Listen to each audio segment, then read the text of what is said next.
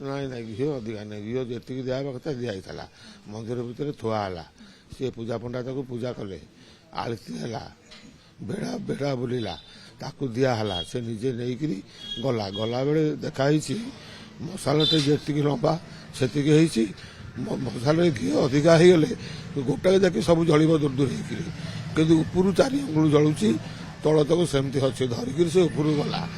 2 minute ପରେ ସେ ଖସିଲା ସେଇ ଖସିଲା ବୋଲି ସେଇଟା ଭଗବାନଙ୍କ ଇଚ୍ଛା କାହିଁକିନା ଗଲାବେଳେ ଯଦି ଘିଅ ବେଶୀ ହେଇଥିଲେ ସେ ତଳେ ସବୁ ନିଗିଡ଼ି ପଡ଼ିଥାନ୍ତା ମହାଦୀପ ଗୋଟିକ ଯାକି ଜଳିଥାନ୍ତା କିନ୍ତୁ ସେମିତି କିଛି ନାହିଁ ତା ହାତକୁ ଦିଆହେଇଛି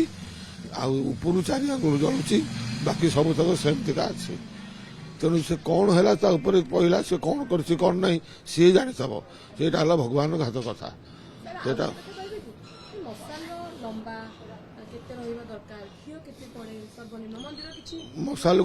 ମଶାଲକୁ ଚାହିଁକିରି ଘିଅ ଦିଆହବ ମଶାଲ ହାରାହାରି 1.5 ହାତ ଖଣ୍ଡେ ଥାଏ ହାତେ ଥାଏ ହାତେକ ଭିତରେ ଉପରୁ 4 ଆଙ୍ଗୁଳି ଜଳିବ ବାକି ଚାଖେଣ୍ଡେ ଘିଅ ଦିଆହବ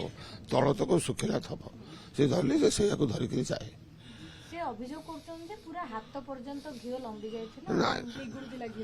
ନିଗୁଡୁଥିଲେ ତ ଗୋଟାଏ ସେକି ଜଳିଥାନ୍ତା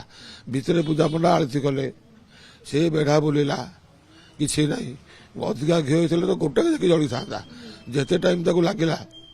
ଅଧଘଣ୍ଟେ ଲାଗିଲା ତାକୁ ସେଟା ପୁରା ଜଳିଥାନ୍ତା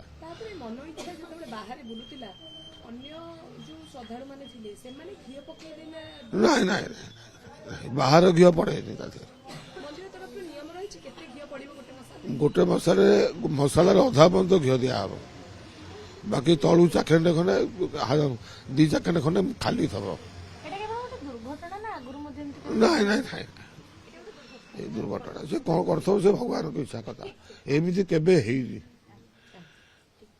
କ'ଣ ସେ କରିଥିବ ମୁଁ କହିପାରିବି ଉପରକୁ ଗଲା ବେଳକୁ ବାଲି ପଡିଥାଏ କି ସେଇଠି ଯୋଉ କହୁଛନ୍ତି ଯେ ବାଲି ନ ପଡିଥିବା କାରଣରୁ ଗୋଟେ ଦୁର୍ଘଟଣା ଘଟିଲା ବୋଲି ବାଲି କାହିଁ ପଡିବ ବାଲି କ'ଣ କୋଉଠି ପଡେ ବାଲି ମୁଁ ବାଲି ନା